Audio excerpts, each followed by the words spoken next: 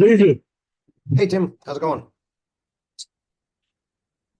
Okay, Ramadan's finished, so we can all drink, binge, smoke, and have sex whenever we want. Oh, I thought it was only eating that was out. No, no, well, strictly speaking, there's no public dancing, no drinking, no smoking, no eating in public. Wow. The presumption is no sex in public as well, but I made the mistake of going with my then racially disparate partner to a spa, as was our wont, about once every 2 weeks. And this particular one we hadn't been to before, and it was supposed to be a couple's spa. Hmm. It happened to be in Ramadan, and it was via a Groupon coupon back when they were physical coupons, and they couldn't supply a couple's room. And therapist came in, said, "It's Ramadan. I'm Muslim. I do not want any trouble from you whatsoever." And it's like, okay, my partner's not in the next therapy table, in the next room. But it's like, well, where did you get that from? And I think she'd also, I can't remember now, but she might have also said, and I've got my period anyway, type thing. And it's like, do I really care?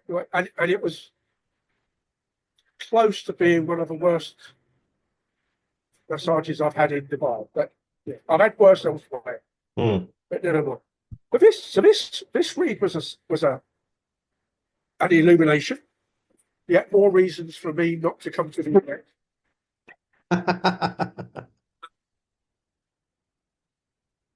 But just to get the awe in the other way, albeit it's slightly on the edge, a friend's meeting house was busted open by the Metropolitan Police, 20 plus, apparently, with some reported carrying tasers, because obviously under normal circumstances we don't carry firearms. Right. What did they post? And Did they post a meme on WhatsApp or something? They took away 6 people who were participating in a meeting that was deemed to be pro-Palestinian and pro-climate change,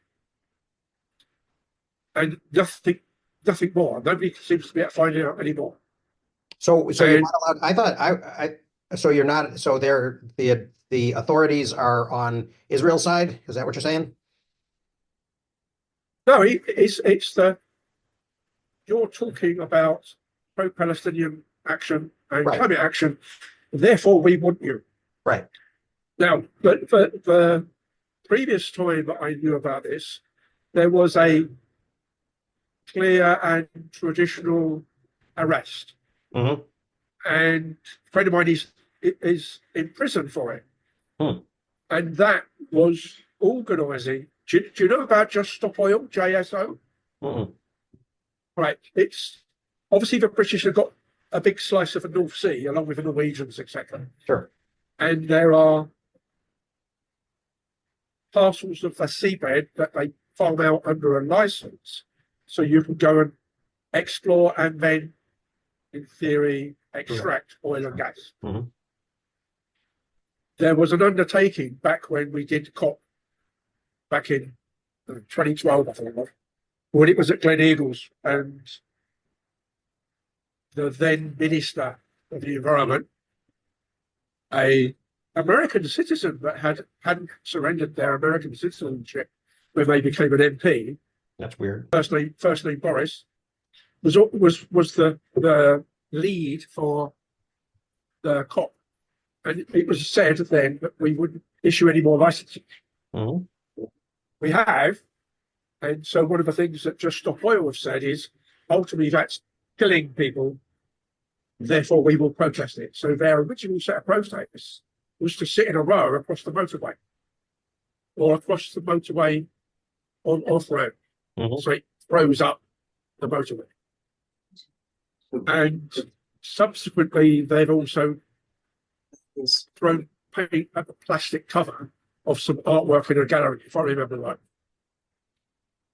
All Roger was doing was organising the next protest via a very early planning meeting as to what could we do that's not the same but different and less inconveniencing for everyday people like sitting on the motorway. There's not criticism.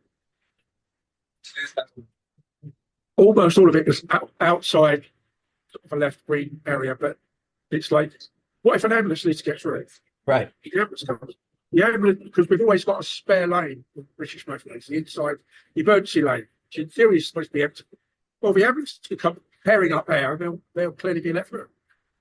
Unfortunately, one or two people that drive, particularly in town, with what we know disparagingly as Chelsea tractors.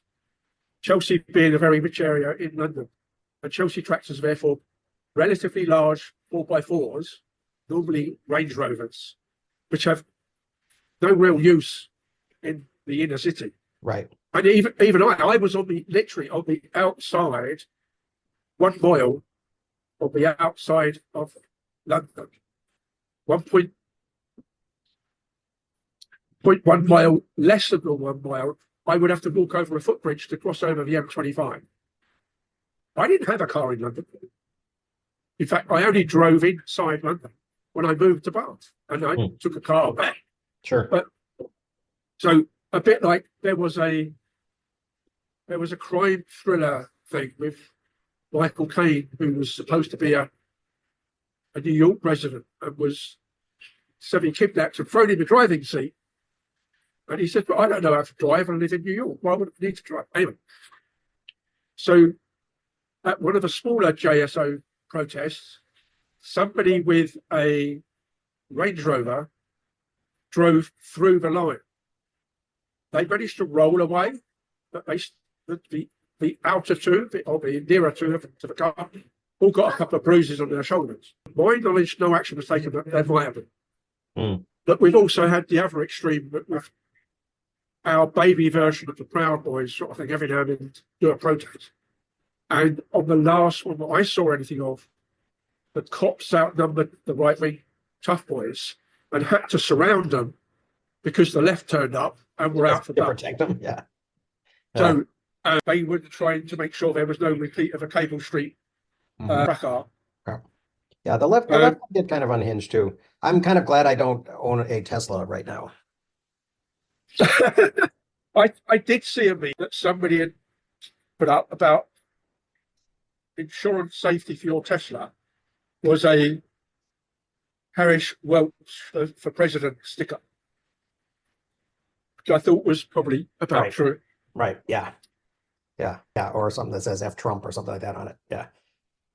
It's yeah. But I also understand along with Tesla's stock price diving, I understand for some strange reason, because apparently Canada's your biggest orange juice importer. The price of orange juice has crashed. But I haven't been able to recheck that. That was just not so much a meme, but like a statement from somebody that showed a share price graph. It was sort of doing this. Well, orange juice is a big thing. I mean, there are orange juice futures. It's that. I mean, it's a trade. Yeah, it's a commodity that trades on exchanges. Yeah, there's futures in all the agricultural stuff. Yeah, all the primary things. But I was surprised to find that out because I would expect it for wheat and corn and soybeans and stuff like that. But OJ was a surprise to me when I was a college student. So yeah. But yeah, I used to. I mean, I had a Tesla for 3 years, and I still have a Charger in my garage up north, but I don't have one right now. So I kind of dodged that bullet. Yeah. So here we are to talk about Caste. Before we dive into the book, though. Okay. What about the other book that Mark mentioned? The new one by Ezra Klein. Well, other than it seems a strange choice of title because there's at least 2 other books with the same one single word title that I know about. Yeah. And I can't remember who it was now, but somebody that I follow reasonably ended up with a big falling out with mine. Probably Sam Harris. He's the sort Yeah. of person that falls out with people. Right. I thought Klein actually I liked Klein's first book, that why are we divided, or whatever it was called. I thought he made some good points. And that was, that was like 10 or a dozen years ago, I think. So it came out about at the same time as the idea of filter bubbles, was kind of becoming understood. So I thought that was useful. This one looks like it does. I mean, it looks like it's a bigger scope. I was looking, it was kind of weird because it was blurbed by both Fareed Zakaria and David Brooks in the Amazon ad.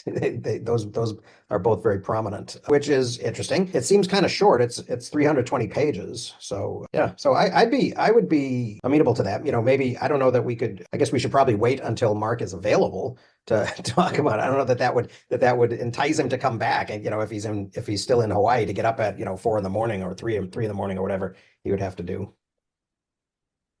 But yeah, it did look like an interesting book. And actually, my folks, I think, saw an interview. I think Jon Stewart, although I don't think they've only posted clips of it so far. They haven't posted the whole thing, but I guess I'll have to just listen to it as an audio podcast on Spotify. Jon Stewart and Klein had a longish interview in which the clips that they're posting are of Klein explaining all of the steps. That I think the title was Abundance. Okay. It's that one from 323 that Mark mentioned.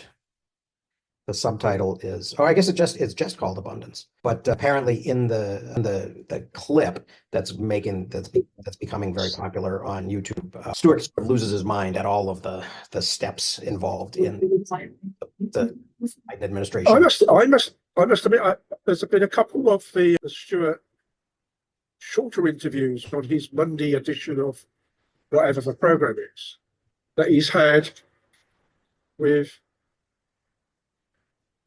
quite a range of people. One of whom was not what her name is now, but there's the woman president of the EU. She'd obviously must have been in the UN or something for some reason, and sort of wandered into the studio. And it's not apparently the first time she's done the session with Stewart, so that was quite entertaining. And I thought the explaining the numbers, he did one with Steve Ballmer from Rutgers, where it was just literally an advert for Steve's website of numbers for the US. And that was quite funny because the usual, when Windows 3.11 came out, I went to one of the UK opening sessions and Steve was doing the session and couldn't get it to run. And in front of about 2,000 people, about 1,000 of whom were journalists and stuff. And Windows 3.11 was the version just before Windows 3.86, right? No, this was after. Windows 3.11 was also known as Windows for Workgroups, so it was also the first one. Okay. If I remember rightly, that came with. Okay, so it already was 64-bit. All right. Yeah, I couldn't place. I remember Windows 3.11. I remember Windows 3.86. Yeah. Because there was a Windows 2.86 was the original collapse. Right. And then there was Windows 3.1, and that had the ability to make groups on the screen and do all the funny things with colors and stuff and shortcuts. And then 3.11 had a browser for memory. It's not to say it wasn't in 3.1, but anyway. Was that when they tried to integrate and then they got cut off trying to integrate Internet Explorer into it? No. In any case, it doesn't matter. But I was like 3 seats behind Guy Kearney, which was the white old bearded guy that was sitting in the green room a few years later at the BBC, and the intern turned left, going to the entrance to pick up somebody, said, "Are you Guy?" And the guy said, "Yes. Come with me." And the guy came with the intern, sat in a chair, and was going for a job interview. And so he got interviewed about something to do with IT.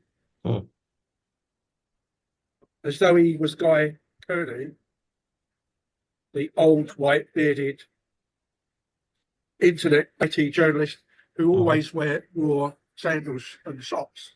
So there was several identification issues the intern could have picked up on, except the guy that was sitting in the seat answering his questions that he wasn't quite sure. None of it was about a job, but he thought it's the BBC, so they're trying me out. Like Right.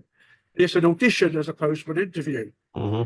But this guy called Guy was Guy Goma, about 6'3", black with a very accented Nigerian voice, as opposed to Guy Kearney is about 5'2" and London born and bred sort of thing, Mm. and now dead, unfortunately. Hmm. But was a very fast writer. Mm. I see. But Chris is still in home too, by the look of it. Oh yeah. No, I'm still out in a way. 2 weeks, I'm guessing, Mm. is what they're saying. So we'll see. That's- But I at least have a massive hydroxyl generator in the house getting rid of the forest fire smell, which is nice. Yeah, I saw photos. That's progress. So I don't know. Oh, going back a second to the abundance book, I can easily see, based on the cover and bits and pieces, there is some overlap with some of our reading of Kimmerer Hmm. and reading Sweetgrass and talking about abundance, although my guess is her abundance is dramatically different than his version of abundance. Yes, I And would also imagine so. reading a quick snippet of that too, because it looks like it talks about housing and housing shortages versus abundance, and tying it back into this week's reading. It would seem to me that too often when we talk about housing and we need more housing, it's usually we need more housing for the upper castes and Right. the white people or the rich people or the dominant people, Mhm. and then they'll move from the old places into the new places, which then makes space for the others. Right, the right. rather than let's build brand new great housing, Right. for everyone Mhm. who, in every place.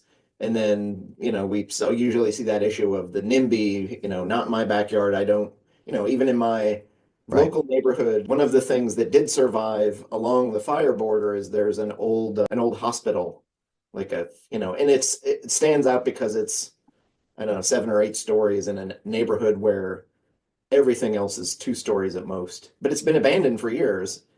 And the idea has been floated, hey, let's redo this Mhm. and make it new housing or Make it apartments. affordable housing or something. Yeah. And of course, everybody in kind of the rich neighborhood around us is like, oh no, we can't have poor people hanging out. And it's like, Right. Right. or bits and pieces of it. I'm obviously generalizing an awful lot here, but Mhm. Yeah. Yeah. It's and it's an interesting thing to watch too in LA now, because between the Palisades fire and the Eaton fire, you know, more than it's 10,000 structures in Eaton, and almost 14, I think, in Palisades. wow. But the rental market has been super heavily impacted, so that now the LA surrounds are one of the most. It was expensive before, but it's Sure. 10 times worse now Yeah. because there's just not enough housing. So it's Mhm. interesting to see that, while at the same time, there's a judge playing around with what has Los Angeles done with billions of dollars of money designated towards the homeless and the super poor that should be helped there. So you have, a huge tale of the haves and the have-nots, and how do they cope with finding housing. Right. Right. I'm glancing at I'm just sort of scrolling through what's available to look at on Amazon, and it seems like it sort of begins with a lot of the stuff that we talked about, which isn't necessarily an argument against it, but the supply side mistake is a heading, and then it goes on to talk about society is not a pie, so sort of the zero sum argument, and then the positive thing is kind of a liberalism that builds is what he's talking about, and an abundant society. So and that's all in the introduction. So I guess that's and then it's relatively short. That there are only half a dozen chapters, or 5 chapters really. Grow, build, govern, invest, deploy, and then a conclusion. So it's really only about 220 pages of text, and then there's 50 pages of notes and index. Yeah. So it's very Well, I see. It seems like, and he obviously is a day-to-day writer for other outlets, which Right. gives him some platform. Mhm. And I know I read some of his stuff, although I'm not always paying attention to, oh, this is an Ezra Klein piece, although his Right. name's become more ubiquitous. So I think I notice it more recently. Mhm. But I am kind of half curious to see or compare his written article, newspaper, magazine articles against what this might be in terms of note taking for those smaller pieces and then how they turn into a bigger Yeah. piece, if that's a thing, or if his co-writer influenced and it's making this a some kind of more combinatorial piece. Right. Yeah. Yeah. On another topic, the other thing that was going on kind of in the community forum was a discussion of Notebook LM.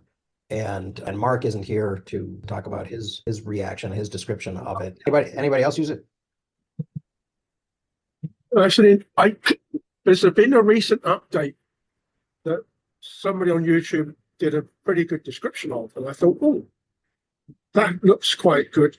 But there's almost the same update seems to have gone on in Perplexity, where months ago you asked Perplexity a question, it's boom, comes back with a answer. But Perplexity's always put in the sort of like the wiki type little bracket thing, although they're grey dots with footnote numbers in for the references. But now Perplexity takes 20, 30 seconds to answer a question. And it tells you on the screen, so that you don't have to sit there watching a spinning whatever. It tells you, I've done a quick search. These are the subtopics. Reading subtopic 1, whatever the topic name is, collecting citations. Oh, okay. Next subtopic. And then it comes up and gives you visually the same sort of answer, which I thought was quite interesting. Yeah. But it is actually on. I've sort of given up worrying too much about it, hallucination. But everyone I've fact checked, and I don't use it that often, so it might be on a given question you might get 10 papers, and they might, or 10 articles, and those 10 might have 1 or 2 or 3 references within the bullet note answer, and everyone I've checked has been real. It's not that I check every one of them, but I still get, on the odd few times when I decide to use ChatGPT to be an extra Grammarly checker, and then I go, oh, I wonder if there's a citation for that, and it's like a catchphrase or a particular technical term, and say, explain that, and it goes away, explains it, and you check three of the cited items, and like one of them doesn't exist. And it's like, oh, okay.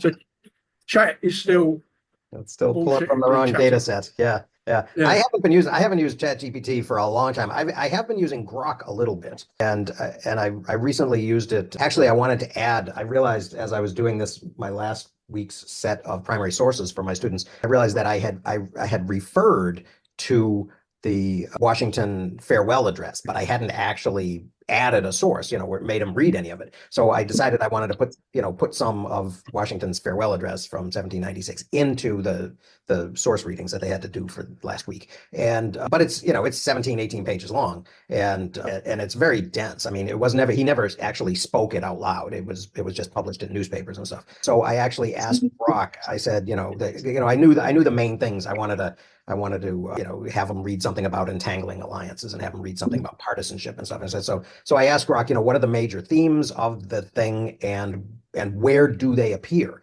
right? So that I could actually go to those paragraphs. And it gave me a list of like 5 or 6 of the major themes of the thing. And it told me, that the, entangling alliances is in, paragraph 17 to 20, and, and partisanship is here and there. And, so that was helpful. I was able to kind of go in.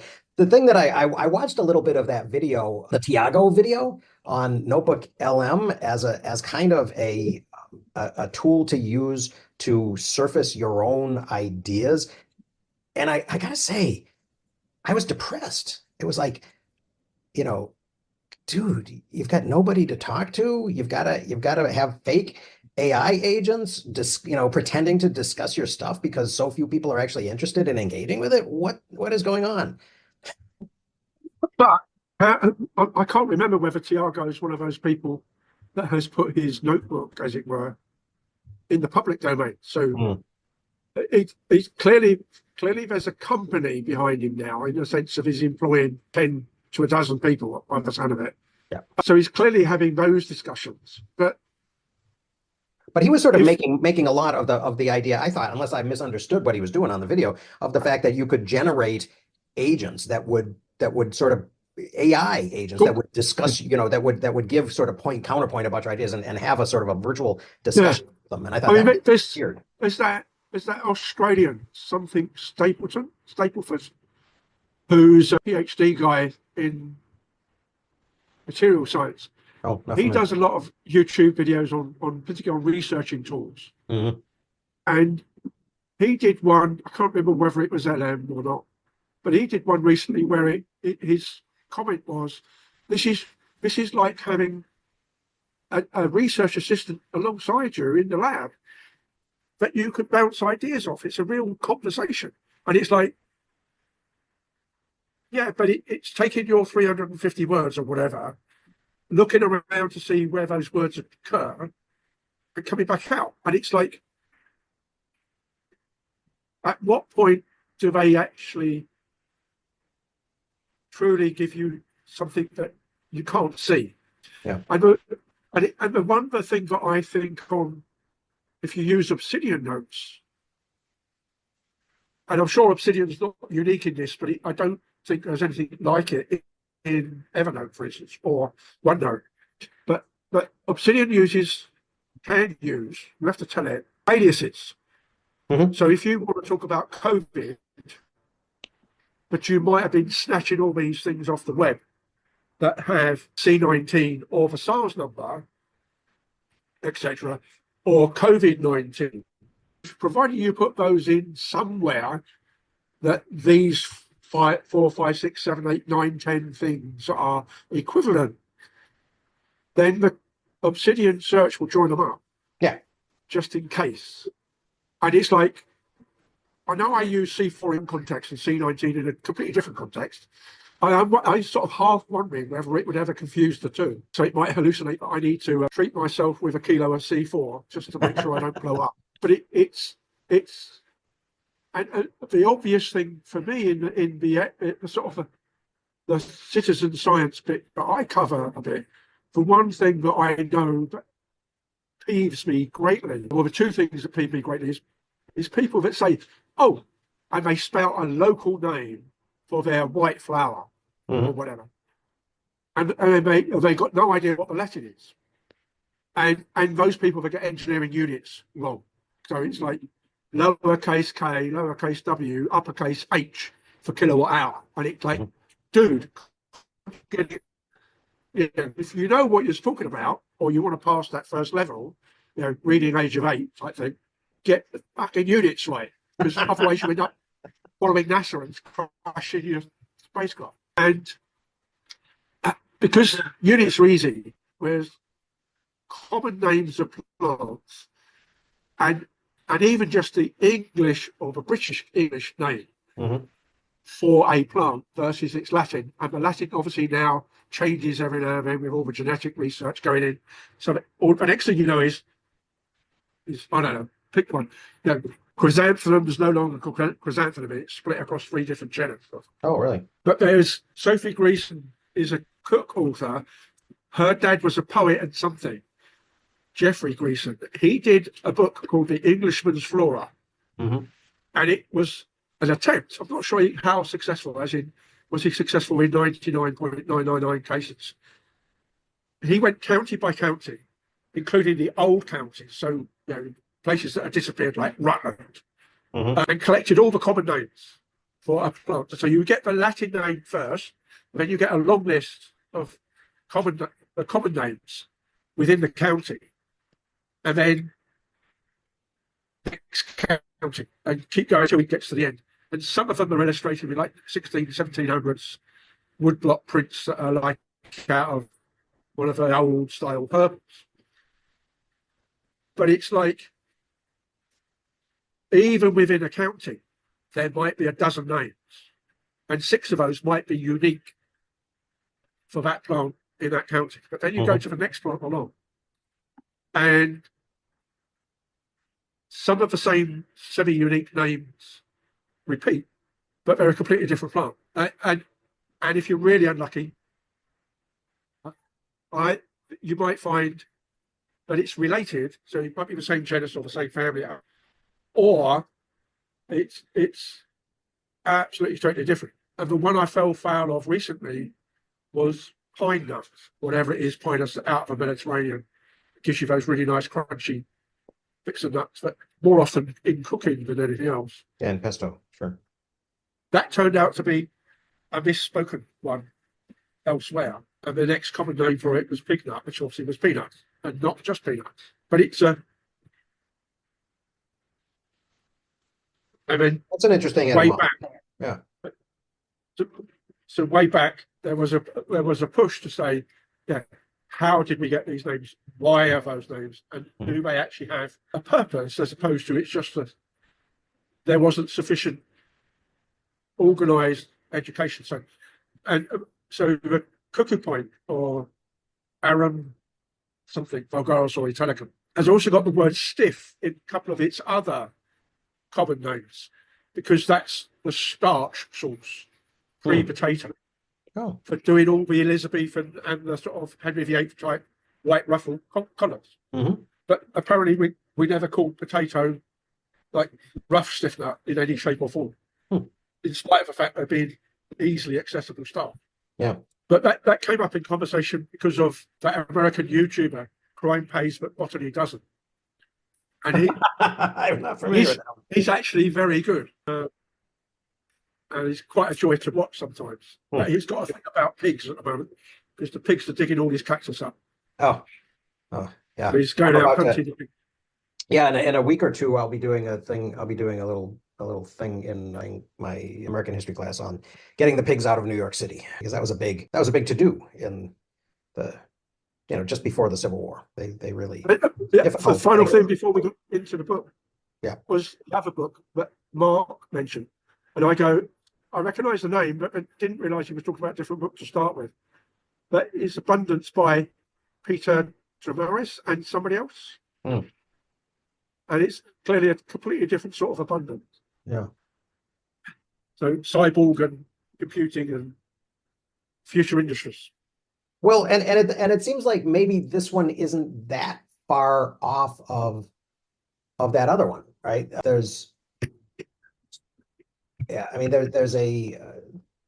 lot of this. I mean, it seems like this whole thing is coming out as a project, right? This abundance thing, right? So there's the abundance book that we've been talking about, and then Mark Thompson has a politics of abundance, which seems to have been inspired by the Ezra Klein and Derek Thompson book. And I'm not sure if Mark Thompson doesn't spell his name with a P, so apparently he's not Derek's brother. But then there's another abundance formula by Lucas Vale. And then there's Lessons Learned from Abundance, Unlocking the Power of Progress and Innovation. And once again, inspired by Klein and Thompson, by somebody named Tessa Belmont. And then there's Have they been podcasting for a while on this subject? Apparently, yeah. And then there's an abundance agenda from March 20, also inspired by somebody else named Shannon Hale. There's an exponential technology series, Abundance: The Future is Better Than You Think, which came out, I can't tell exactly from this. But yeah, I mean the abundance, I mean the singularity and sort of techno optimism and all of that,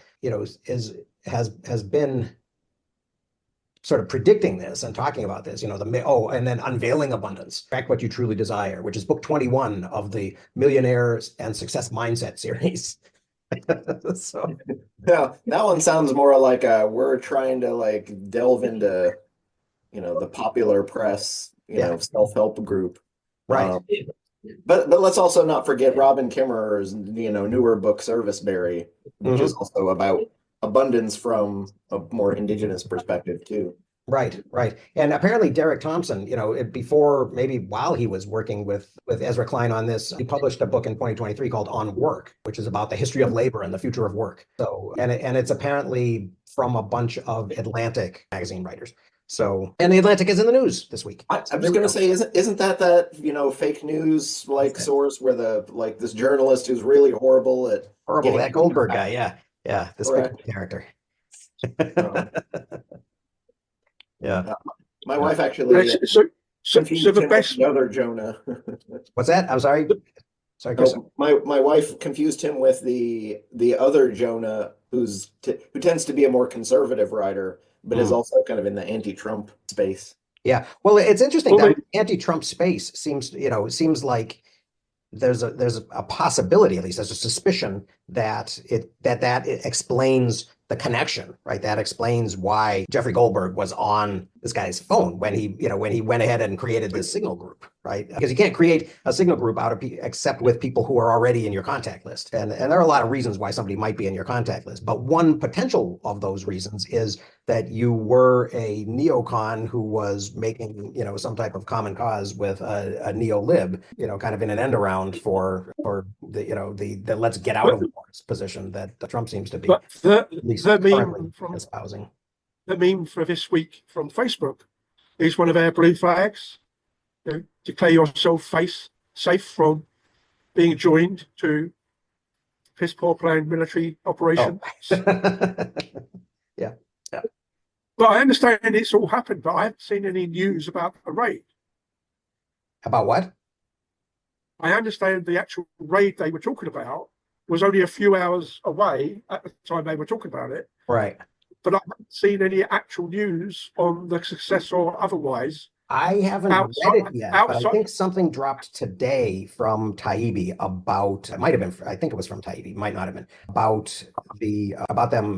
about collateral damage. So I think that so far it had been kind of said, well, there were no adverse consequences. It was an astounding success, and everything went right to plan and all of that. I think that as people look, not unlike anybody else's sort of massive drone and airstrike kind of situations. I think there's going to be collateral damage. But it's the whole it's weird. The whole thing this week has been, it's kind of weird that there's so much news. I mean, it's like day 68 or whatever of the Trump administration, and it just never lets up. Which I guess is one way of looking at that is that it's a busy 100 days.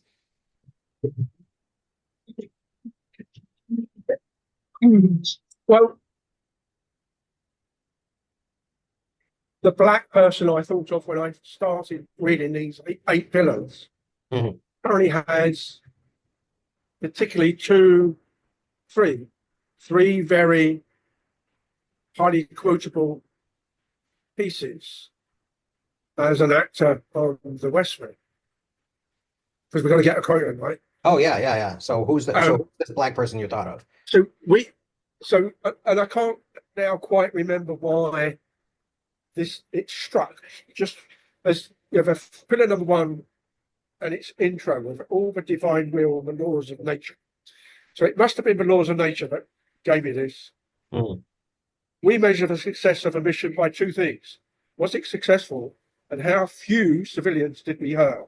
Right. They measure success by how many. Pregnant women are delivering bombs, and you're talking to me about international law? The laws of nature don't even apply. I've been a soldier for 38 years. And it's an admiral from the Navy. And that always struck me as a blue bar. And I found an enemy I can kill. He can't cancel Sharif Strip, Leo. You've got to tell him he can't cancel it. And that's all in that section about We Killed Yamamoto. Season 2, episode 22.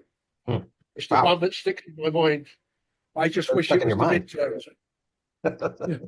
I just wish it was the midterms one with Glenn Close becoming the first woman to sit on the Supreme Court, but never mind. But for the same way of linking that back to the laws of nature and the current occupant of 1600, it was just the other place that should be quotable so much. And that one comes up. Does anybody know Bush's 8 words that brought us into this war with Iraq? Nobody answers. How many of you know my wife's name? Everybody's hand goes up. And that's the Valerie Duplain Fair made into Fair Game the film. And it's Sean Penn playing the Ambassador Wilson, who went to try and find all the uranium that was supposedly going into the weapons of and it was and the bit that came to mind there was who lied to the UN, Tony Powell. a black man. Oh, well, and he brings his little vial of anthrax too later and shakes it around. Yeah, but at which point you have to wonder about the security on the building as to how did it allow anthrax. Right. But it could have been talcum powder for all we know. Could have all been talcum powder. Although, Colin Powell walks into my room with a vial of anthrax. Like, he's the one guy who can get away with doing that anywhere he wants to go because he's Colin Powell. Mm-hmm. So, yeah. Nobody's going to stop and frisk him walking into the UN, really. So, right. Right. So these pillars that we're kind of on here. One of them that sort of jumped out at me was the endogamy one, pillar number 3. Yeah. Because I've been hearing about that. I was hearing about that in the David Wright book about, how, endogamy in India, goes back in these, these very small jati, groupings, goes way, way back, goes, centuries or millennia back. But then also I've sort of run into it. My mother had I've been reading, and she told me about this book here, James Bradley's book, the China Mirage, The Hidden History of the American Disaster in Asia. And she had been reading that. So I started listening to it, and I got a used copy because it names a lot of names, right? The first 2-3 chapters are about opium and in China. And I'm really very much about the American interest in opium in China, and and Russell and Company, and Warren Delano Jr., right, who was the grandfather of FDR. And because Franklin Roosevelt's father, James, died when he was only 16 or 18 years old, I think, maybe even younger. And he didn't really have any Roosevelt cousins. He grew up with, this dozen or so Delano cousins, and he kind of grew up at the knees of his maternal grandfather, Warren Delano, and really kind of thought of himself as a Delano. And it's interesting because I thought, okay, this is another one of those things. I was thinking that in my, in this Obsidian-based web thing that I'm doing for U.S. history, I would start to add, some families, because it talks about the Delanos, and and the Delanos came over in the third boat in 1623. The first Delano ancestor came to Plymouth. So he wasn't a Mayflower person exactly, but very darn close. And and then it talks about the Perkinses and the Russells and the Forbeses, right? And all of these old American families. And I just thought, yeah, we think of somebody like Franklin Roosevelt, right? As, I guess people understood him as being sort of generically elite, right? But I don't think necessarily understood him, and I don't think that history necessarily understands him as, just as being part of this line, right, that goes that far back. And and actually, apparently, there's a funny quote that ends one of these early chapters in this book, where in which FDR says to Henry Morgenthau, his Treasury Secretary, Morgenthau's trying to tell him something about China. FDR cuts him off and says, I have a century or more of experience with China, which of course he doesn't at all. Right? He has all he knows is these family stories about his grandfather, Warren Delano, and his mother Sarah, who was, went to Hong Kong for a little while when she was a little girl, right? And this is his idea that he understands something about China and Chinese history. And and Warren Delano, of course, always lied about his interest in China. It was never about opium. It was about tea and porcelain and all of these other commodities that they supposedly traded in, right? So this whole thing it's just like a well, that's a good point. Henry Adams, yeah, that would be kind of a good thing to look at as well. And actually Ralph Waldo Emerson was married to a Delano woman, I believe. So yeah, so these things, these fingers go out in all these different directions. I thought, well, and I have, over 700 kind of entries in a database that I was kind of putting together in Obsidian about the Gilded Age. And I was thinking, well, I've got to find a way to start bringing these things over. Not necessarily, and I was thinking about it. It's sort of like, well, okay, that gets to be very pointed, right? I definitely have a point of view about the Gilded Age and about these families. And so I've been thinking. Are you also tracking the cast of all the players and how they relate, particularly as more and more immigrants come in? Because this week I found myself even thinking about, small things like, always nudging our daughter to, be able to use the right fork or the right spoon at a full table setting. Mm-hmm. so that, she can fit in with the upper class when she finds herself in those situations, that, Yeah, right. the small little social markers that say, hey, I'm this class or that class, or Hmm. although these days it's all the nouveau riche and they're just déclassé from top to Right. bottom. Right. Right. Yeah, but which wine for which course and things like that. But, so when are you putting me escargot clamp on the table? Right. So I was thinking, so I was thinking, how am I going to deal with this? I don't, I don't want to necessarily, I want it to be, also kind of, I want it to include social history as well, right? So that people who don't, aren't part of these lineages and, and all of that have, some type of, are recognized in the history. But at the same time, I sort of feel like I'm going to put these families in. I'm not necessarily going to tell people what to think about them, but I'm going to put them in and link them, so that when people in U.S.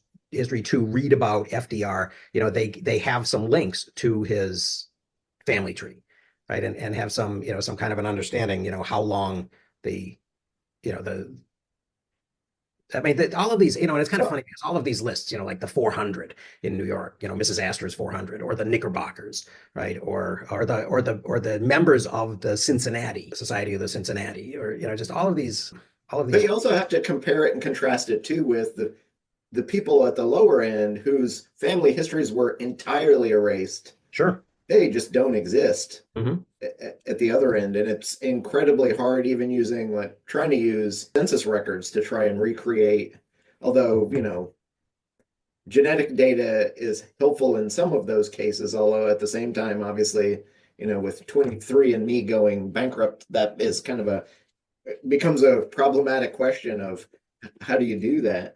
Yeah. And because of both this book and the 23andMe thing, and you bring up endogamy, I had been spending the last couple weeks thinking about the idea of moiety in a lot of indigenous cultures. Hmm. So moiety is a very anthropological word that's used in many cultures to describe your parentage and your lineage. But from what I can tell, it's rarely ever used in a caste setting to say this person from this moiety is a higher rank than some other Right. person. Right. And Yeah. Yeah. Because usually, typically the things that you hear about are that the people on the left side of the village bury the dead of the people on the right side and vice versa. Right. So yeah, neither of them are untouchables who are disqualified by, touching the dead or anything like that. but it's in some American indigenous cultures, moieties are tracked by animals, Plans. or plants or various names, so that Yeah. you The have a Bear name Clan. to Right. The tag Wolf to Clan. it. So Yeah. you're part of the Bear Clan versus the Beaver Clan. But Hmm. generally, from what I can tell, more often than not, those moieties are imprinted on cultures really more to track your genetic heritage, so that you're not marrying your first cousin and Hmm. causing issues. Hmm. And there aren't a lot of sources that I've seen that kind of bring it out and say this is why they're doing it. Although at the same time, in cases where, one moiety may bury another's dead, it may in part be a means of being kinder to how do you help one side of your tribe, Hmm. grieve and make it easier to Hmm. do that kind of hard work for burying people that aren't as super close to you, which is a whole other thing. Hmm. And it strikes me that indigenous societies that were much closer and had closer kinship ties created these structures over millennia, in some sense, to keep an even keel power base, to not allow certain groups to have power over others. And Hmm. instead, they focused on having power with each other Right. as a Right. community to help the community survive and thrive and get by, Right. versus in a much more hierarchical capitalist society, we either don't have those structures or have totally erased them and created things like caste to create some semblance of normalcy in a power structure. And it's only gotten worse. Right. I've been dipping in and out of the weird thesis, the Western educated, industrialized, thing, which I think we've mentioned before. Hmm. And that structure, the Catholic Church and other churches have slowly taken who you can marry from 6 or 7 relations out to, only 1 or 2. which also tends to make our families much more nuclear and less spread Right. out. I don't hang out with all my, you know, 400 cousins and second cousins are not part of my family, which Hmm. is good that it doesn't create, some of the nepotistic corruption that you see in, or let's say early 1900s New York politics. Hmm. Yeah, But but you're now also seeing within the Trump family and extended families, mhm. like we can show preference to Sure. family again. Right. Well, it also has to do with that sort of, never go against the family, Fredo kind of thing, right? That there is some type of a level of trust. But the thing about the thing that strikes me about the moiety thing is what David Graeber and Wengrow said about it is that it extended across the entire continent, right? So if in that world where you could sort of escape being dominated by kind of bugging out and going somewhere else, right? You could wherever you went, you could find a member of the Wolf Clan, right? That would have an obligation of hospitality to Yeah. you. Yeah. So there's that element that sort of, but of course it's easier in a society that doesn't accumulate wealth, right? To have that type of kind of social harmony and to have that kind of equalization. Yeah. So maybe the Well, and when you compare that to her discussion of, I can go to India and watch people in groups Mhm. and know immediately what the caste structure is without knowing any of the names, where the people are from, but I can just watch the interactions and know this person ranks higher than this person, which to Yeah. me Did you was completely buy that? I I could totally buy that. Okay. And particularly in a society where it's super structured, Yeah. or even, and I think in that same section too, she talks about, listening to a group of women kind of idle chatter. Where are you from? Where are their families from? Oh no, we're Nordic, as a means of subtly, and it's one of those things. I do some of that, although I tend to do it to figure out. So, as background, I grew up in the deeper rural South and Hmm. have the ability to code switch to the deepest, thickest accent you've ever heard. But it also tends to mark me as, you know, lesser than, uneducated, not part of the bigger world. So I very quickly learned to not have that accent and have a Hmm. generic East Coast or even Midwest. Right. And I can subtly even shift my accents to match the people who are around me. Hmm. And it's very, very rarely does anybody notice that I do that to fit Yeah. in with them. Mirroring. Yeah. But I, I'll I mirror, I I learned to do that as a salesman. but I'll ask, usually I can hear, particularly in the deep South, I can hear your accent. And just solely based on your accent, I can guess within a 20 or 30-minute radius of where you grew up. Hmm.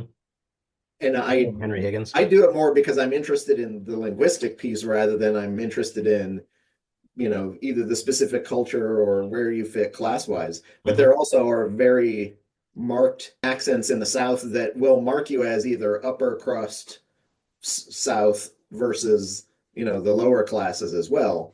So Hmm. if and I remember talking to Tom Johnson once, who was the head of CNN, and he has a Southern lilt, but he has a super high register. I come from wealth Southern lilt that Hmm. is not super common even in the South. Wow. But so things like that, I'll clock and I guess it's the internal anthropologist in me that notices it more than the Hmm. I'm out to figure out where you fit in the pecking order Right. sort of means.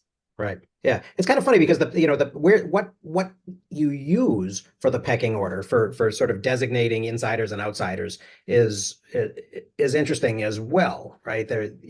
My parents, I think, no, they weren't the only ones, but my parents were relatively rare in both of their families for marrying other Italians. And even so, there was a little bit of friction because my mother's parents thought that my father was too far Yeah. down the social, they were from peasants and the Colettis were from kind of professional class at least, and so there was a little bit of that, but they were both Italian. A lot of the others, a lot of my uncles and aunts married Irish, right? Well, why Irish? Because Catholic. and so that so there are these sort of categories. Well, but then it was also at a time in America where, at least among certain classes of people, there was the idea of this is the land of opportunity. We can grow and become better and have more than we did back in the old country. Right. Whether we moved here because we were poor or rich or were pushed out or whatever that thing was. Mhm. Um, Well, speaking English in the home and all of that. Yeah. I was watching, some early Sinead O'Connor singing about the famine for the Irish, and the lyrics. There was no famine. They were taking all the good food, and we only had potatoes. So we left to get something better. Mhm. They essentially were stealing not only our food but our language, and it's supercharged political stuff. Even for the early '90s, like Yeah. Yeah. people were up in arms. It's one thing to sing that, or it's another to go on Saturday Night Live and rip up a picture of the Pope. Like, Right. what is going on? Right. It was ironically, yeah. I mean, there were about 3 million Irish who subsisted on potatoes and milk, Yeah. of a total population of about 8 million, which dropped, to 4 pretty rapidly during the 1840s, and then has never recovered because the Irish population is still like 4.8 million. Yeah. But it's a very empty place. well, yeah. So, but that was partially. I mean, there was partially a population boom after potatoes. So she's not wrong that they took better stuff, but they also, but the growing of potatoes also did create this population bubble in Ireland that had never sort of previously existed. So it's That kind of one towards the end, and they were talking about the Noah story and the 3 sons. So you end up with Jews went west, and then Europeans in theory, I suppose, and those that went south or east became all the other Arabs and all the Palestinians and all the rest of it, such that those linkages are the sensible ones went west. And there was a book by somebody else recommendation that came. It's doing a series of recommendations on why Europe dominates. And there was one that came up this week. I sort of half recognised the cover. Well, and it literally tries to go through exactly why, obviously, Europeans as Europeans, plus all the wasps that we sent your direction. And it was all down to how small a clan. I think I actually used the word clan at one point. That gives such a high degree of competition in Europe. And it was literally thinking, oh, wait a minute, wasn't that long ago we've been talking about Columbus, amongst others, Genoa. How big was Genoa at the time of Columbus? And it was in like 3 different bits with a bunch of other people in between. So it wasn't even a continuous piece of northwestern Italy. And then somewhere along those lines, somebody reproduced an 1870s something high school matriculation exam from the US, and it said, name all the republics in Europe. So I thought, wait a minute, I didn't really live in the 1870s, I'm not quite that old, but it's like, so what's the republic? And the first one that obviously comes off the top of the head was Spain. And it's like, was it? When did it become a republic? And I mean, it's like, well, it must be Italy. No, the only big one was France. And there were a couple of dozen. Venice, the Dutch. Yeah. Oh, the Dutch might have been, but they're now back into a monarchy. Right. So, but in 1870, in 1870, somebody yeah. well, okay.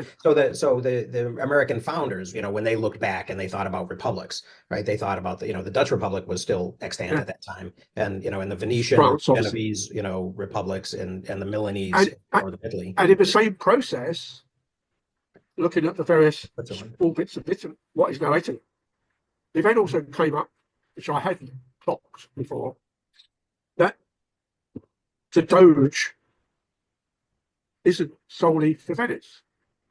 The Venetian Doge was solely for Venice, but a lot of the other things were actually republics, but not quite, and all the rest of it, were also ruled by somebody who was called a Doge. And then literally, it's okay, take this. So what's left? And it was like, there is a quirk from a build-up of Germany versus France as republic, as a country rather.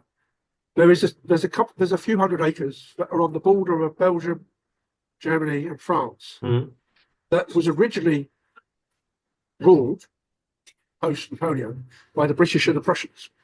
But the British bit's now been given to Belgium, so, and it's like a train station and 25 people or something. And it's a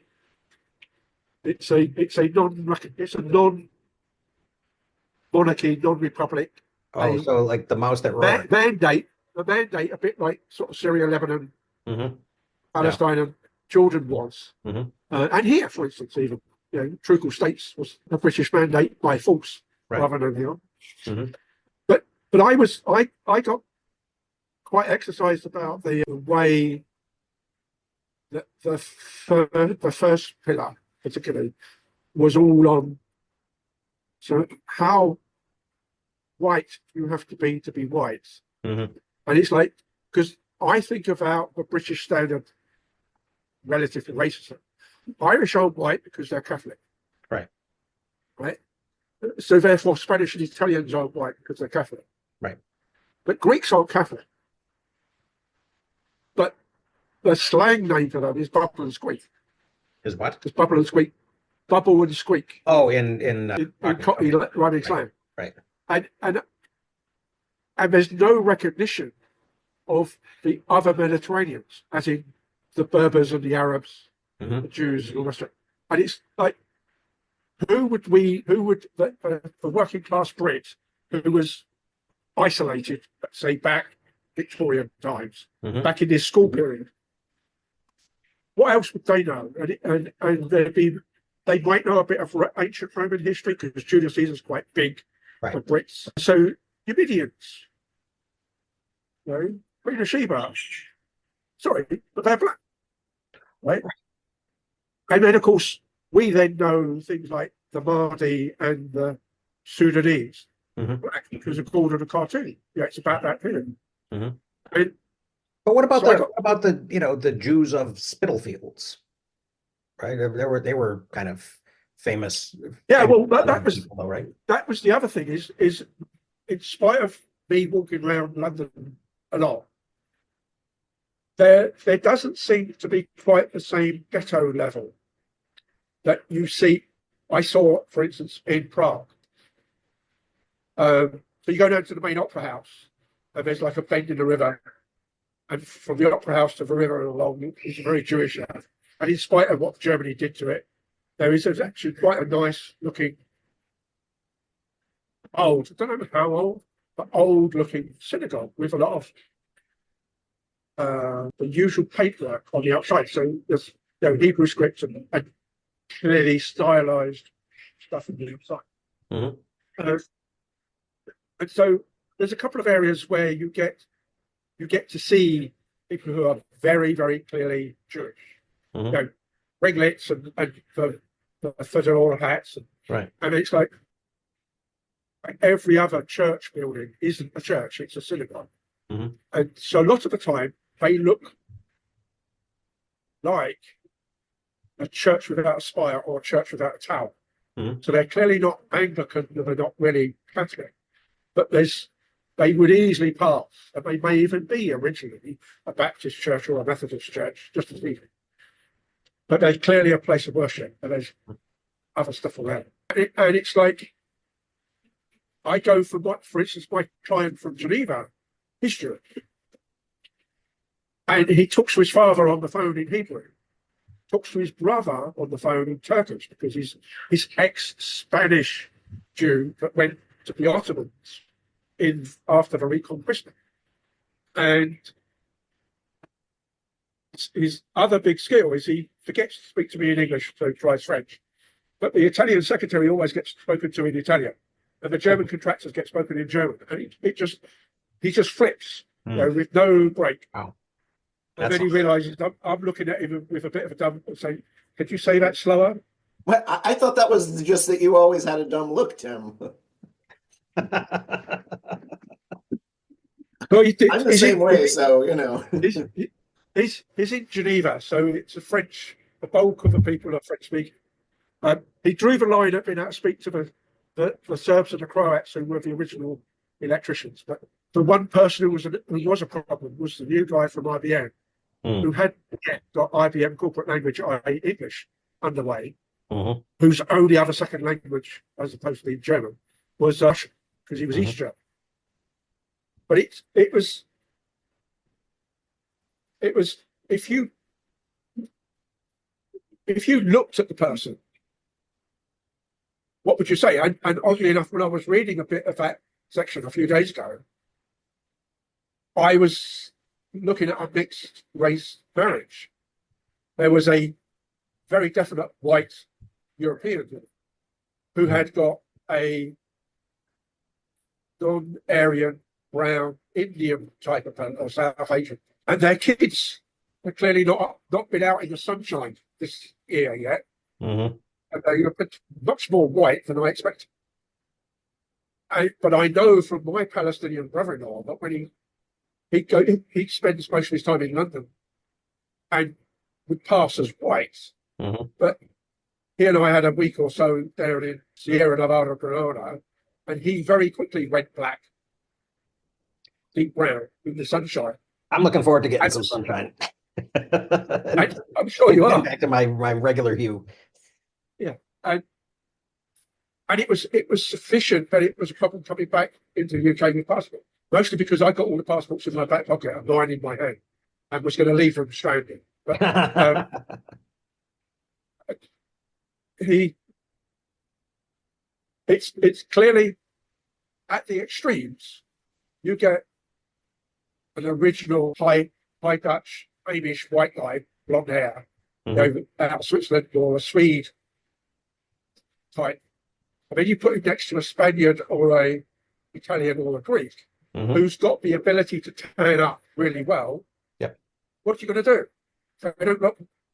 They might look Caucasian, but they're not white. Right. And it also sort of reminded me of the racism that was clear in James Cavell's books of the Asian saga, of which I'm not that sure whether that was Cavell or was him saying, this is what I was believing was being said, and I could well believe it would be said. And I've been questioned as to why are you going out with that ethnic Chinese person? What's she to you? But here, and somewhere like Singapore, it's not that much of a problem. The women still get a bumps changed, but it's not that, it's not a racist problem. Yeah. Because it's everybody gets on here. Yet we're walking around Prague or we're walking around Istanbul, and it's, does she work for you? I mean, at one point, even the one time we got some racism here was she was doing the washing down of her steps to the patio. So she's in a junky t-shirt and shorts doing the washing down. And she got a complaint from her neighbour who was underneath. We were in 2-floor apartments, but the ground floor is one apartment, the first floor is another apartment. And so she said, because they'd seen me going in and out so much, they thought it's my apartment. And they said, they want to speak to you. I said, who's that? It's the Arab family down there. So I went downstairs and said, I understand there's a problem. And I got treated like a lord, coffee, tea, dates, bit of bread, hummus, and all the rest of it. And we're not quite sure how to say this, but can you make sure your maid doesn't wash the floors when we got washing out? Because it dripped down over the washing. So I said, well, actually, that's my work colleague. It's her flat. And she's director of finance, multinational, 40,000 person company. You might want to try and make sure that while she started doing the washing of the floors, you don't put the washing out part way through. And it's only like, and I know she does it like once every 2 to 3 weeks. It's an accident. And they were absolutely flabbergasted that because she was wet, wearing this tatty old t-shirt and shorts and stuff, Right. doing maid's work. Right, doing maid's work. Yeah.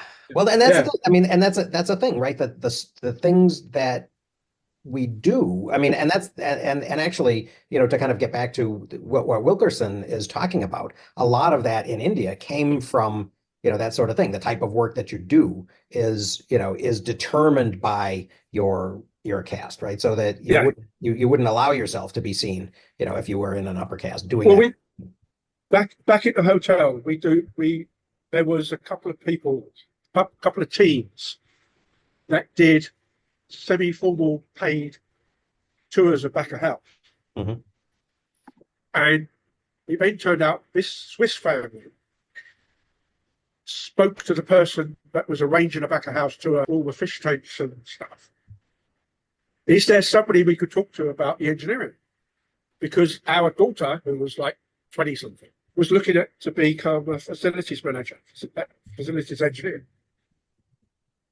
Yes, the senior fish person says, we know Tim. He does our engineering. So I could have delegated it, but I wasn't quite sure. So at the end of the tour, at the end of the fish tour, they gave the girl from the Philippines who's the tour guide. Her primary thing is, I know all the way around the front house and all the way around the back house, and I speak multiple languages. The people from Swiss spoke English, so I wasn't a problem. And they gave her a tip of like 20 dirhams. 20 dirhams is $6. And so I said, okay, so what do you want to see? Because we haven't got a route, because we don't do this sort of thing. But since you've asked particularly, I'm happy to show you around. And I've sort of got a bunch of keys because all the engineering stuff is on mechanical keys as opposed to swipe down. And at the end of this tour, they gave me a tip of 20 dirham. So I went back to the fish girl and said, oh, by the way, here's the other part of a tip. She says, no, that's yours. I said, no, it's the time it took me. I earned more than this. Don't worry about it. But, right. So she got a double tip that time. But it was and she doesn't have a business card that says director of engineering or anything. And I'd given mine just in case they decided there was a follow-up question later. And so it's like, do you really think that, I'm here saving $10 million a year on the energy budget? So that's like 60 million dirhams. Do you really, 30 million, 35 million dirhams. Do you think this guy really deserves 20 years of buy me a yeah, but it was. Well, and that's the thing is the form that it would take would have a different meaning, right? Yeah. So that pushes us into the inheritability game, I think, because that's once you've been tagged. Obviously, at some point, there was no caste system. India was. But it's like, well, what do you do? Oh, I bury the dead. Okay, clearly you're untouchable. Right. And clearly also, back then, there is a practical thing there. And there's no theory of disease, no theory of bacteria, no theory of how diseases transmit, other than we don't necessarily just catch it by sniffing the air type thing. Right. So once you're tagged as being the dustman or putting the bodies away in a hole or putting them up on a platform for the vultures to come and eat, that rather stops you doing, oh, I'm going to make butter and hand put it into a bucket for you. And you can think of some of the things where there's a sort of overlap. Well, yeah, there are hygiene things. there are food things, there are all those things that go back in all these ancient traditions. Yeah. But like things like collecting the night soil and then spreading it on the fields. At what point does a clean farmer who then harvests is allowed back? None of that's come up particularly, but you can imagine some of those conversation type things going on. And Then, of course, there's all the sort of Leviticus type Exodus parts of the Bible about what plant goes where and Right. all the rest of it. Well, And my favorite one is the mixing fabrics. yeah, yeah. So clearly, the Washington Redskins can't play football before you get the quote. But with some of the other bit that came through the inheritability, it might have actually gone into part 3. Can't quite remember. Was you're my chattel, bend over because I feel like some exercise and get pregnant. Your kid's my chattel. Yet further down, maybe a chapter away or something, got this guy that got flogged in front of the Negroes because he had sex with one of his, either his slave or his neighbor's slave. See, the way I interpreted that was different, was that the reason that he was flogged was because he was closer in class to the black enslaved woman, right? So that was that type of consorting with people of similar class thing that wouldn't have been as much of an infraction if it had been clearly an owner. Yeah, but the second one, the second instance that they were talking about it wasn't his slave, it was somebody else. And so that then brought me down to the conversations that are recorded on some of the 1 minute that remained after the Wannsee conference as to how much of a Jew do you have to be or consult with before you're also tainted with you're on the wrong side of the boundary line. You just might get on a train, right, or worse, right. And that, as I said before we formally started with 3 people or more, would mean that on the basis of Asians, Arabs, Indians, Africans, slaves, and at what point do we class other Europeans as being below the line? As a WASP, would I get put in jail or flogged or whatever in Alabama? What did seem odd was the time to which it took to take that out of all 50 states, and the fact that once it was taken out, the referendum that took it out, there was still 40+% saying it should stay. Yeah. At least you got 40+% as opposed to 49.5 versus 50.5. Right. But I could see that with what I sort of know of the 50s and 60s, that would be tight. Yeah. And but there is still the fact that then I go, what's the complication? In Alabama, I can't, when we use that one because that was the one that changed the law last, I can't marry a black woman. But if I'm in New York and I've married a black woman, my marriage must be valid in Alabama. So if I visit, am I breaking the law?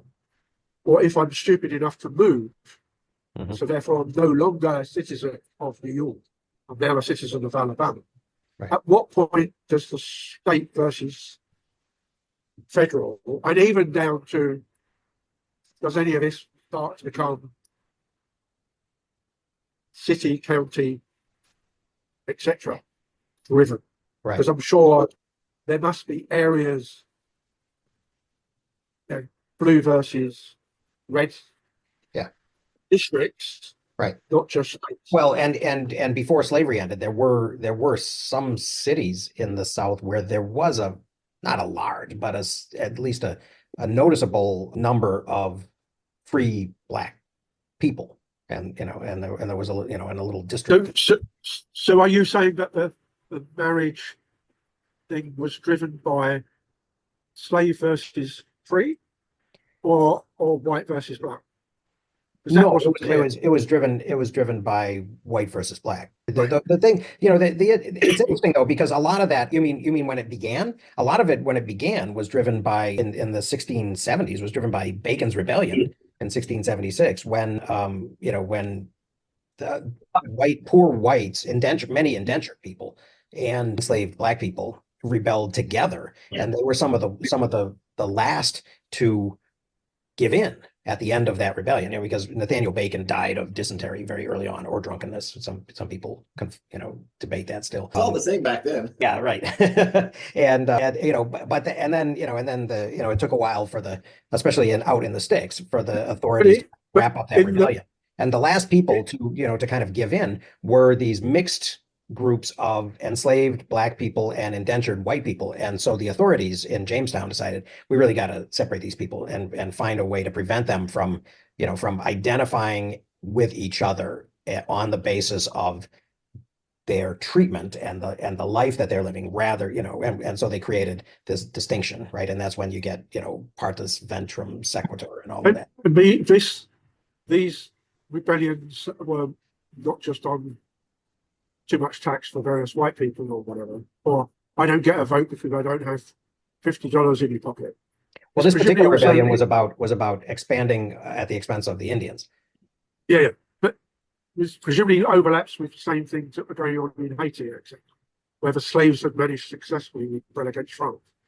Yeah. Well, that was that was quite a bit later, but yeah, I mean there are and there's a lot of fear in the South after that happens. Yes, yeah, I could really imagine, because they've just beaten supposedly the world, single dominating military force. It just can't stand the coalition. But, just a decade earlier, Lord Dunmore is offering freedom to enslaved people who come over to the English side during the Revolution. Yeah. I thought the New York restaurant and Forest Whitaker was really, you don't recognise him, whereby, because he went in and there was a big queue and he turned around and went straight out, or tried to. Right, yeah. And then the staff member, presumably the sort of European staff member, decided not to let him out until he'd searched it. And then it's like, you do realise who this is, right? He's the King of Scotland after all. But your story too, Tim, of both the class and race and who can you hit or who can you punish, reminds me of a really incredibly well-known example, but understudied for its cultural context. But the story of Jesus saying, turn the other cheek, has a deeper cultural meaning that most people miss, because in that context, there was a left hand, right hand being clean or unclean.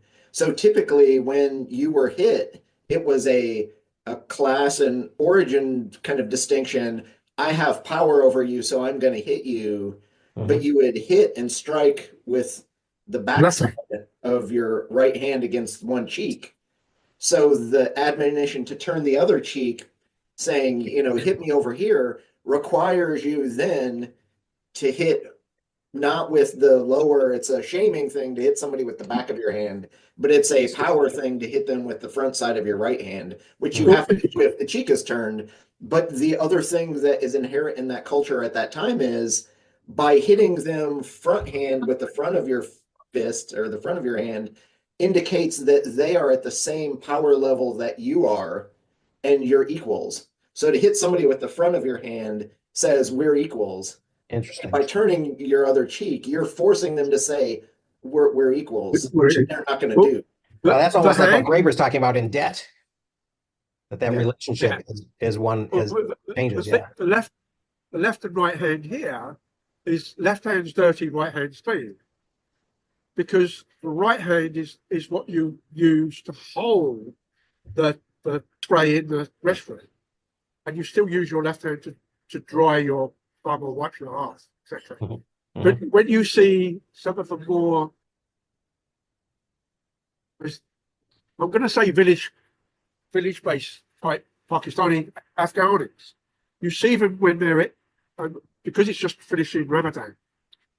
A lot of the mosques give out food for like 300 or 400 people at once, and it's almost all male because that's the population here. Mm-hmm. And it's all of the poorer workers. And they all have this ability with one hand to tear flat bread into pieces, to then use it as the knife, fork and spoon. because they don't use knife or spoon. Mhm. The typical They can't use Indian. it. Yeah. Yeah. And it's like you watch them for a while, and you go, I need to practice that. In terms of how to use just one hand to tear up bread. Mm-hmm. And my Hindu supervisor for the kitchen equipment was an Indian Hindu that came from Pakistan. His comment was, if I went out to the tribal areas and did this with the bread, break bread, they'd shoot you. Yeah. And how much of an exaggeration? I don't know, as opposed to the same sort of story of, my first time east of Suez and being offered pork during Ramadan from a Muslim family. Mm. They made sure that the houseboy didn't touch the plates or the hand, but took the plate from me with his hand inside a big bag so he could do that and take it away. So although the giving was a little bit more difficult, the taking away was relatively easy. Right. You wonder about those sorts of things when you then come back and say, like, Amish type plain clothes. Mm-hmm. It's a single thread, it's wool or it's cotton. You might wear wool and cotton, but it'd be different pieces.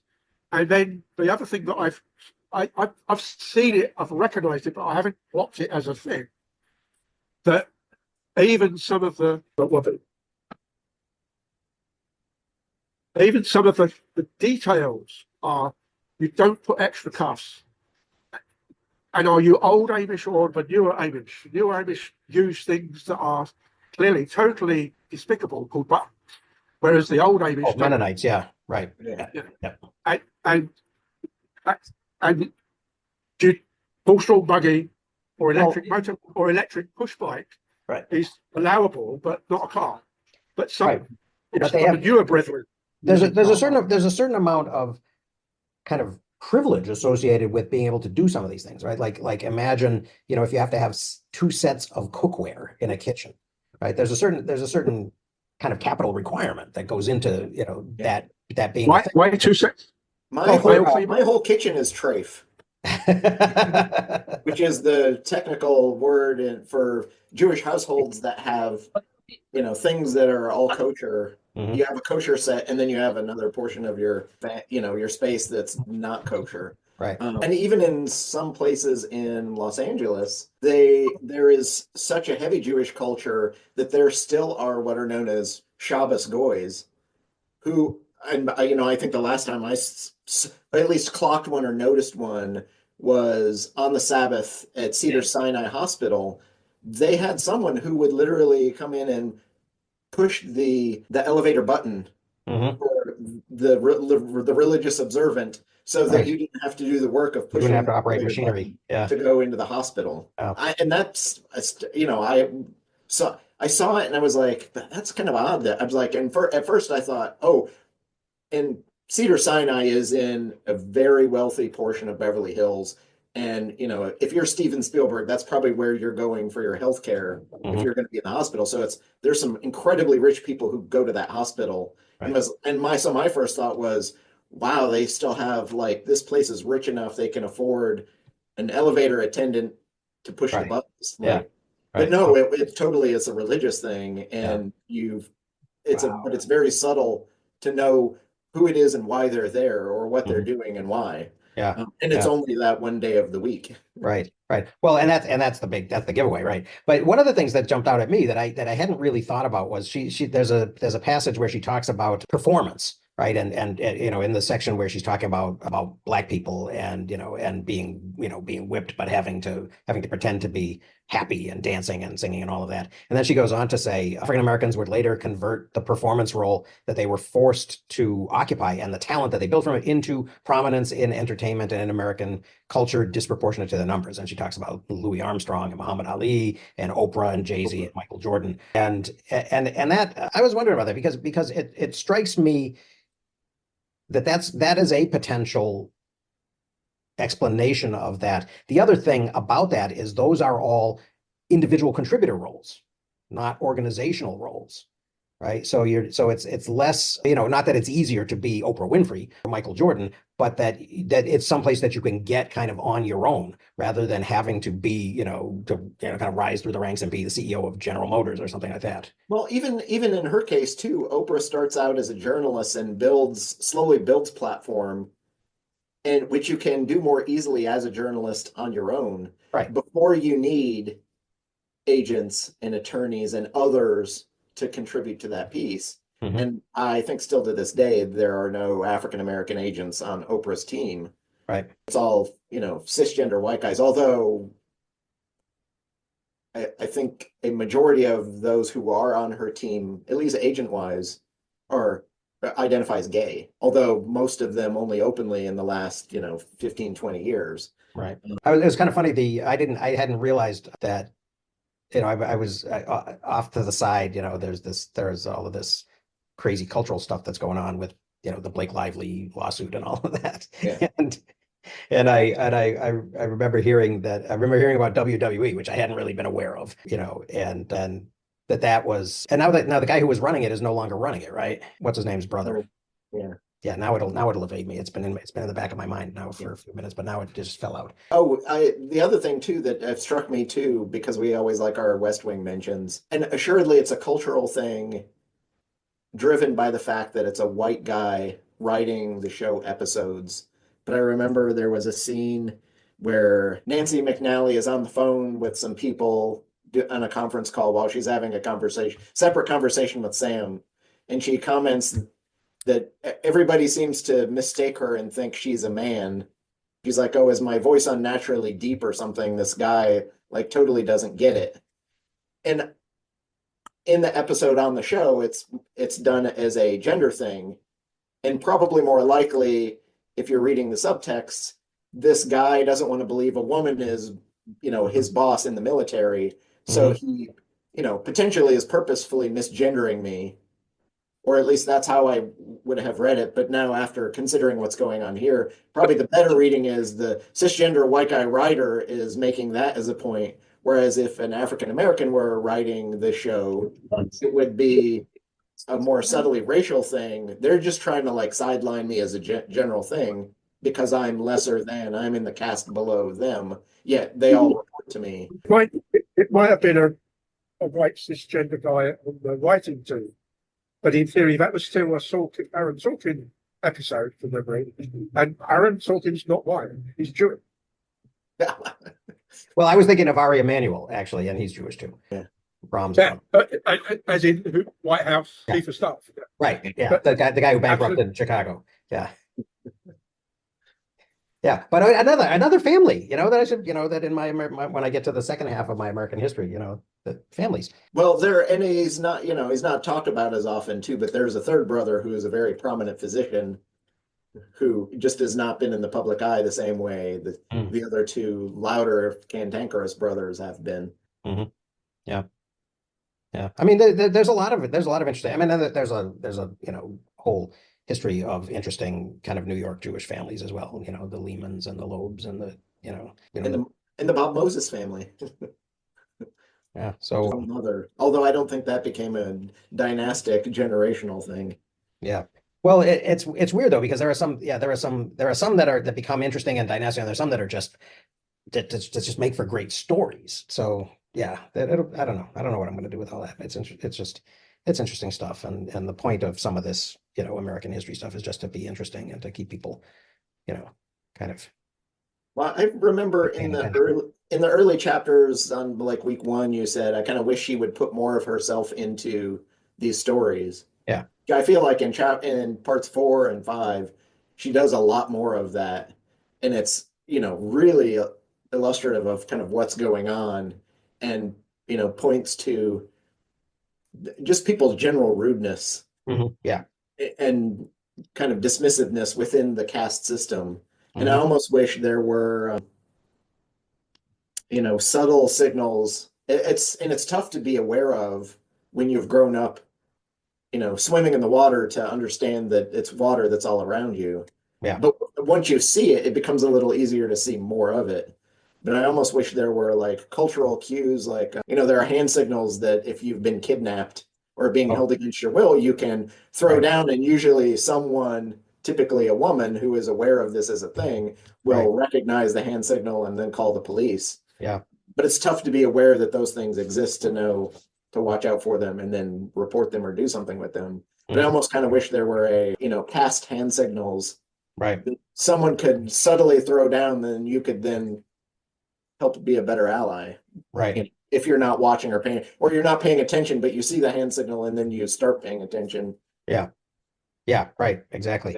Exactly. Yeah. I like the parts that she inserts about her own experience. I'm not quite as sure that I am sold on the idea of these italicized passages, these kind of examples that, that she gives, because also because they're sort of unsourced. Okay. See you later, Tim. I guess Tim's bailing because he got here 5 minutes early. So, Oh, yeah. yeah. Yeah, So, I'm kind of trying to figure out too what those italicized kind of bumpers between mhm, sections either mean or what their purpose is. You yeah. know, I feel like they're trying to say something, but I'm not exactly sure. And Right. the first one, even with the picture of the guy not saluting, I kind of get, but I'm not sure Yeah. I'm getting what maybe I'm supposed to be getting out of it. Hmm. Hmm. Um, Yeah, the implication is that I guess that it's so obvious that there should be no, there should be no question about it. But I'm not sure that it worked quite that way. or that it's part of it was here's somebody who's at least got the conviction of their beliefs and Hmm. has seen it before and Yeah, knows what's going on. And right. but it could be just as easily, because we don't know, the guy could have just, and he's not specifically identified. It's possible he could have just been having a shitty off day and Yeah, I'm so fed up with work. I'm going to sit here and just be non-committal because, right, and that's the issue. You don't know, right. And we read but in. Yeah. it does make a better story to Yep. tell it the way they tell it. Hmm.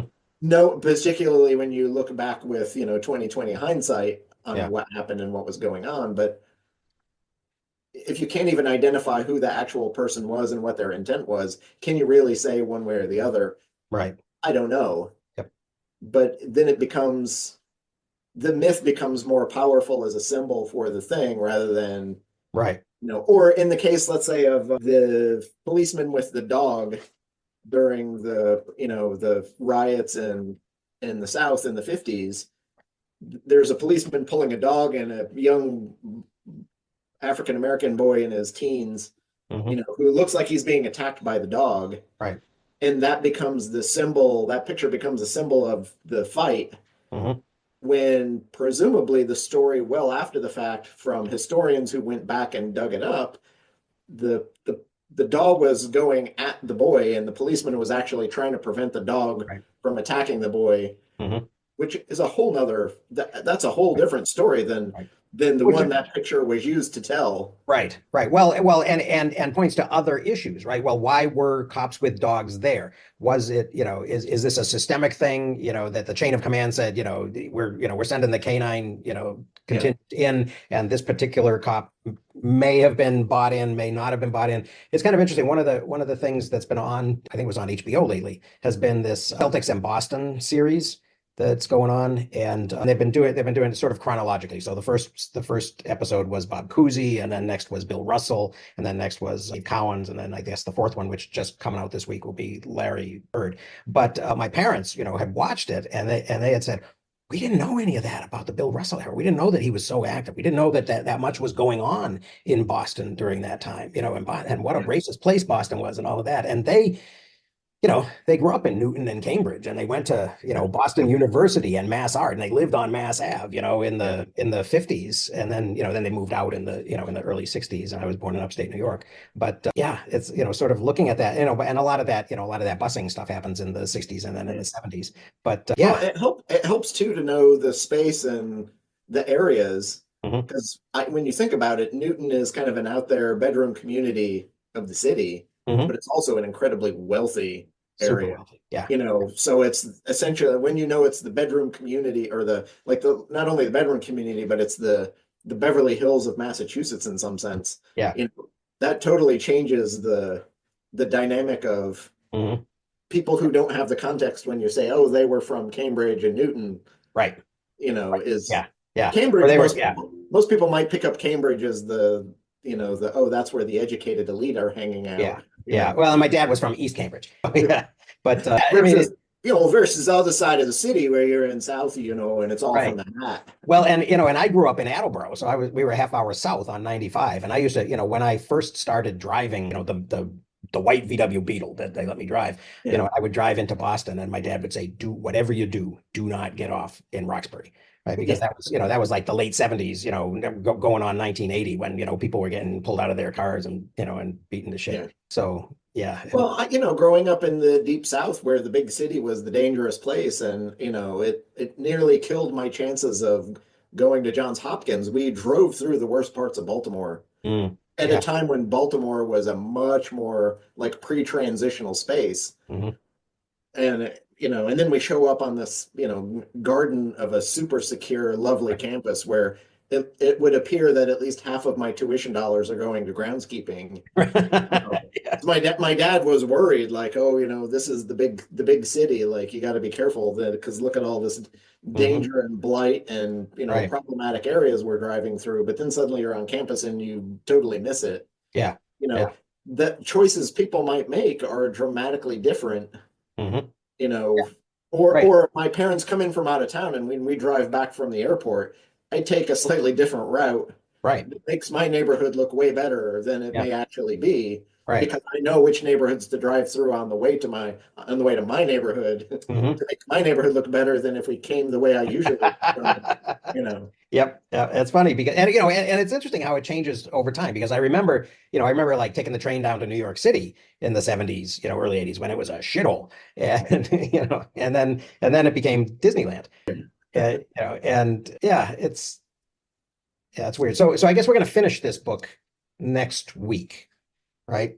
And then we're going to take a week off, and then we got to come up with a next book. I'm not that convinced unless Mark were to come back and he's really, really psyched about it. I guess I would be willing to read Abundance, but it didn't, having glanced at it. I'd be more interested in reading syntopically one or two of those. Like, what is Klein's version of Abundance versus what is Robin Wall Kimmerer's version of Abundance, and something like. And Serviceberry is a very short book as well, but it might be fun. That might be something. Given the kind of the brevity of both of them, that might be something to do is compare them. Or just because I feel dragged down by life in 2025. I totally wouldn't mind going into some like much older history, like pure history something, just for fun and entertainment almost as much as anything, and get away from, because we read a lot of kind of heavier sociology, anthropology, Right. like current eventsy type things. I mean, even the anthropology stuff like Graeber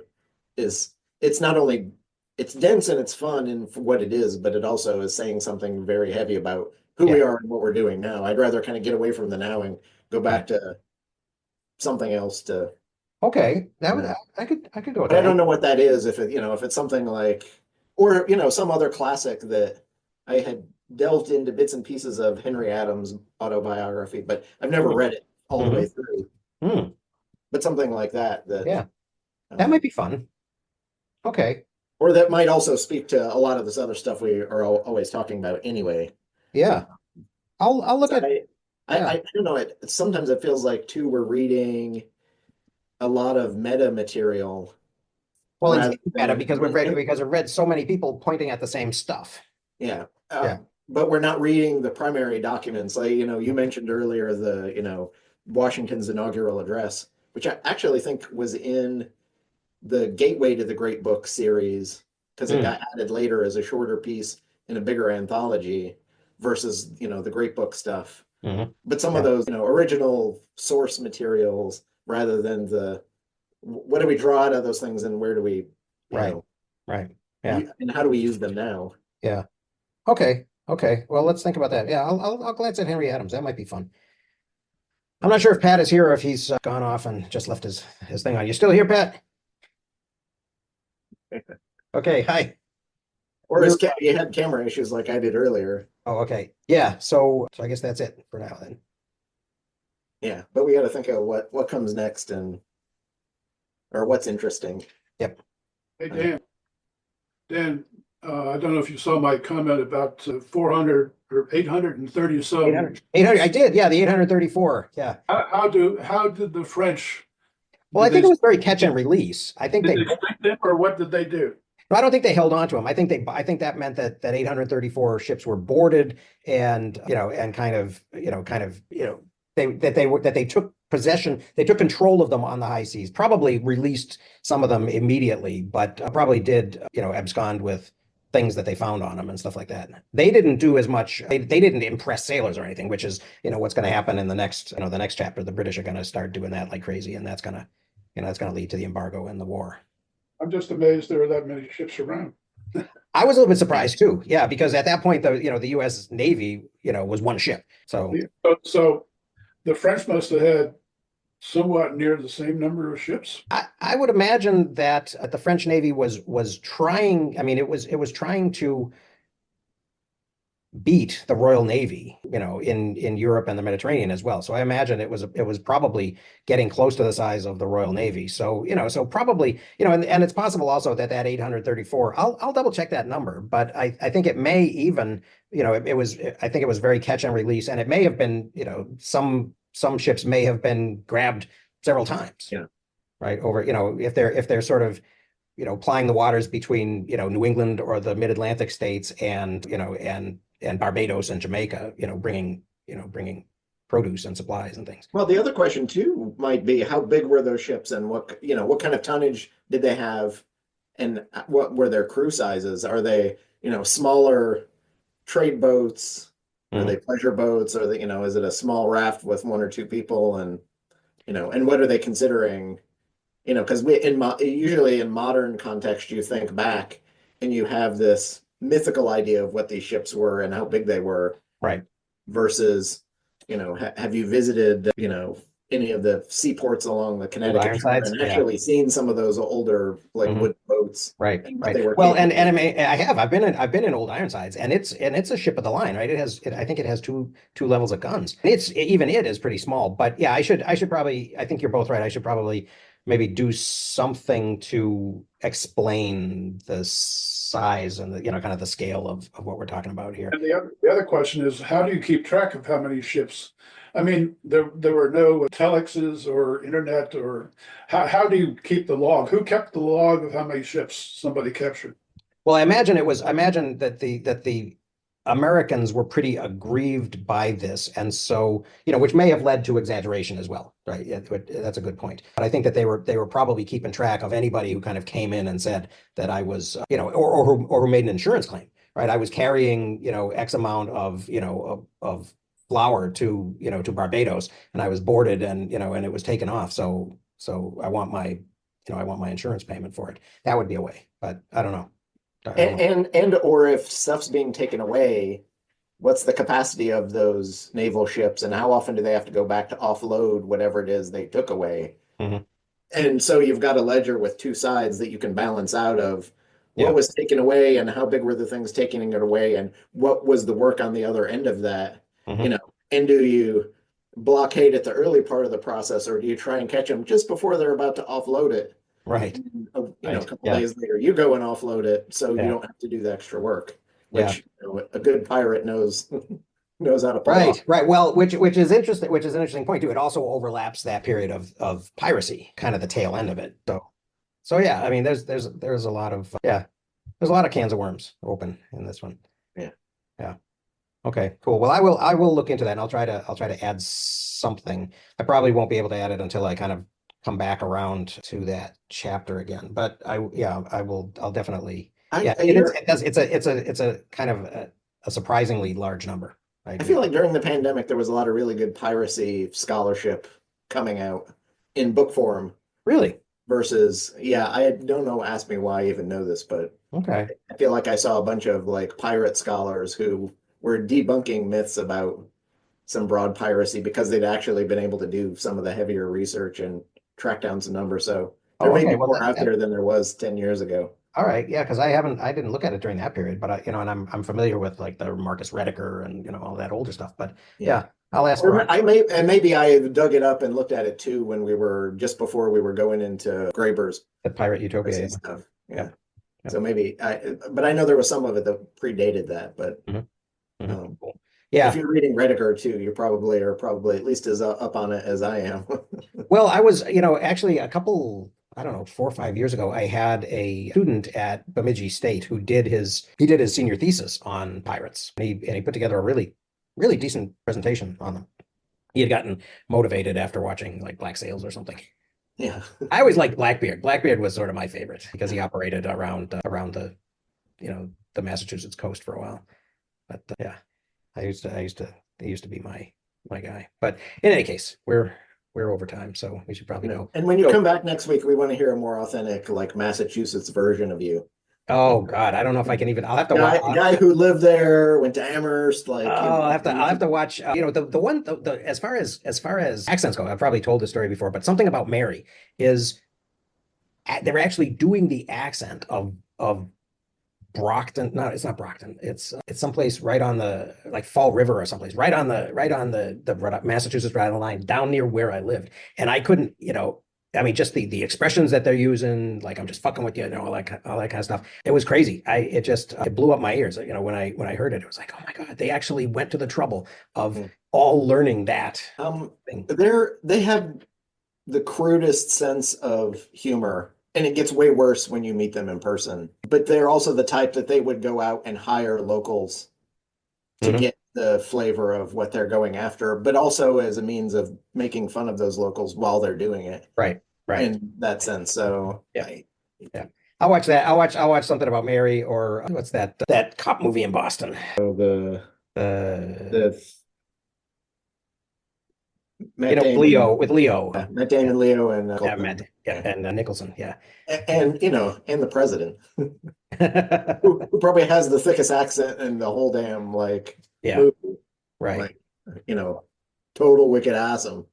Yep, wicked awesome. Wicked bitches. You're totally of that generation. You should be able to pull that off, no problem. Yep.